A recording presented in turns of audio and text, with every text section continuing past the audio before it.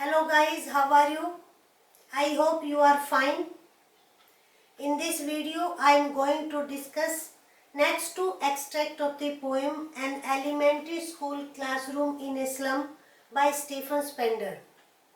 In that video, I discussed about classroom situation.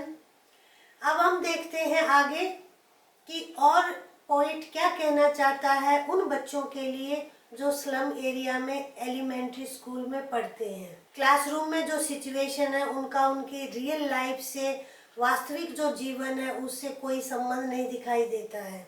अब आगे poet क्या कहते हैं, लेट अस सी, हम देखते हैं।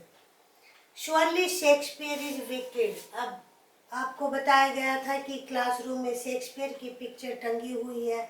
अब सवाल उठता है कि पोएट ने शेक्सपियर जो इतने बड़े ड्रामेटिस्ट हुए हैं उनको विकेड क्यों कहा है।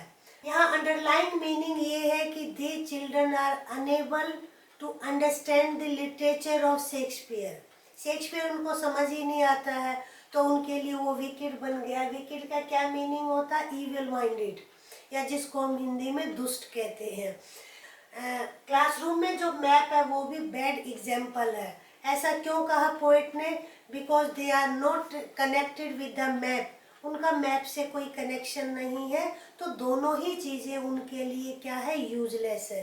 रादर उनकी क्लासरूम में जो चीज़ें हैं, शिप्स, सन एंड लव, ये चीज़ें उनमें नेगेटिव टेंडेंसी क्रिएट करती हैं, उनको चोरी करने के लिए टेम्प्ट करती हैं। प्रलोभन देना, बच्चे अट्रैक्ट होते हैं, काश कि हमारे पास भी ये चीज़ हो। For life that slyly turn in their cramped hole. Cramped का यहाँ क्या मीनिंग है? तंग, बहुत छोटे छोटे। होल्स वर्ड ही आपको ये इंडिकेट करता है। होल वैसे किसको कहते हैं? बिल को कहते हैं, यानी इनके मकान बिलों जैसे हैं, यानी बहुत छोटे हैं। Their life is like a fog.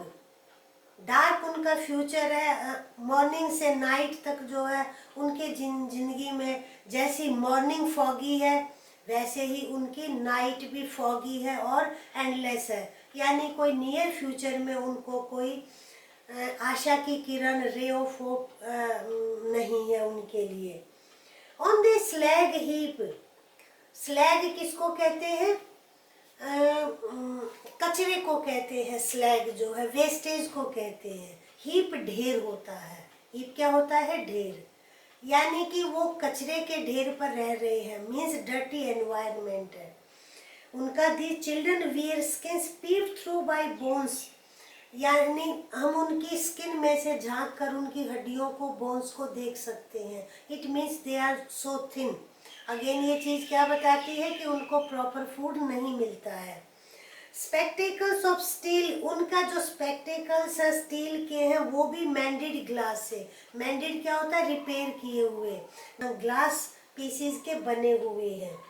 All of the time space are foggy slum. Again the poet has used the word foggy. It means यहाँ fog symbol बन गया है उनकी लाइफ की डार्कनेस का, होपलेसनेस का। So blot their maps with slums as big as doom. Blot किसको कहते हैं? दाग को कहते हैं। दाग है उनके मैप पर, यानी रिच लोगों के, सो कॉल्ड सिविलाइज्ड लोगों के मैप पर ये स्लम दाग है। नेक्स्ट आपका एक्सट्रैक्ट है अनलेस गवर्नर इंस्पेक्टर विजिटर। यहाँ एक ही लाइन में पोइट ने बहुत कुछ कह दिया है। वो सभी पॉलिसी मेकर से, गवर्नर, गवर्नमेंट से, अथॉरिटीज से, एजुकेशनिस्ट से, विजिटर मीन्स रिच लोगों से उसका ये अनुरोध है, अर्ज है कि आप लोग इन बच्चों की एजुकेशन में इम्प्रूवमेंट लेकर आए, so that they can live dignified life, they can live decent life.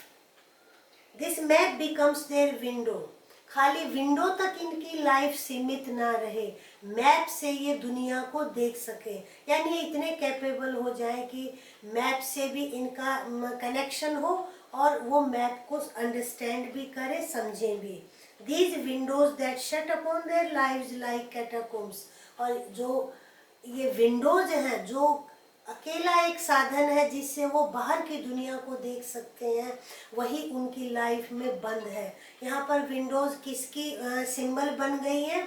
That is opportunities की, यानी इन बच्चों को भी मौके दिए जाएं, अवसर दिए जाएं, जो खिड़कियां बंद हैं बाहर की दुनिया की, इनके लिए खोला जाए। कैटाकॉम्ब्स किसको कहते हैं? वो गैलरीज में जहाँ पर ग्रेव्स पाई जाती हैं उनको कैटाकॉम्ब्स कहते हैं। Break open till they break the town. Poet की यहाँ अर्ज है उन लोगों से, सबसे, समाज से, कि इनके ऊपर जो रिस्ट्रिक्शंस हैं, यहाँ पर ब्रेक ओपन, ये नहीं है कि उनको दरवाजे खिड़कियाँ तोड़ना है या शहर को तोड़ना है, टाउन को तोड़ना है। जो रिस्ट्रिक्शंस हैं उनकी लाइफ में, जो बैरियर है, जो आगे अड़चन है, उनको तोड़ो आप, उनको दूर बच्चों के लिए। Show the children to green fields, make their world run azure on gold sand. इन बच्चों को हरे खेत दिखाओ, यानी ग्रीन फील्ड्स। एज्योर क्या होता है? ब्लू स्काई को कहते हैं, ये लिटरेरी वर्ड है एज्योर। यानी ये बच्चे भी नेचर की ब्यूटी को एंजॉय कर सकें, इनको स्लम एरिया से बाहर निकालो, गोल्डन सैंड को, ब्लू स्काई को, ग्रीन फील्ड को। Let their tongues run naked into books. Here there can be two meanings, कि वो डिस्कस कर सकें, यानी कि उनकी एजुकेशन अच्छी होनी चाहिए, या वो बुक्स को पढ़ें। ये है ना, white and green leaves open, यहाँ पेजेस से मीनिंग है।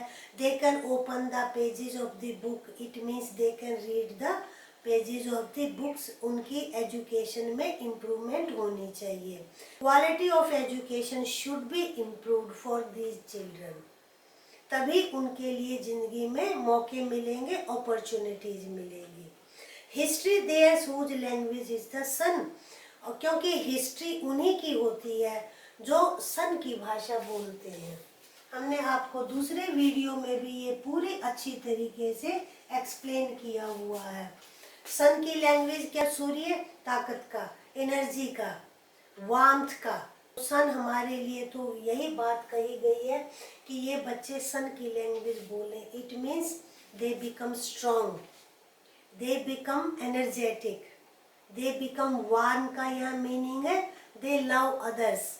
क्योंकि हिस्ट्री, इतिहास उन्हीं लोगों का होता है जिनमें ये सन की क्वालिटीज, सूरज की क्वालिटीज पाई जाती हैं। इन बच्चों में भी वो क्वालिटीज डेवलप हो और वो भी देश की हिस्ट्री का एक हिस्सा बन सके, इतिहास का हिस्सा बन सके। तो ये आपकी पोएम है। आई होप आज बिल्कुल समझ आ गई है। अब आपका ये तीसरा वीडियो है, ओरिजिनल भी आप देख सकते हैं। फिर हमने फ्रेजेस पर भी स्पेशल वीडियो डाला है कि आपको जब फ्रेजेस याद कर लोगे तो ये समझना बहुत इजी हो जाएगा। I hope you will like the video and share it with your friends.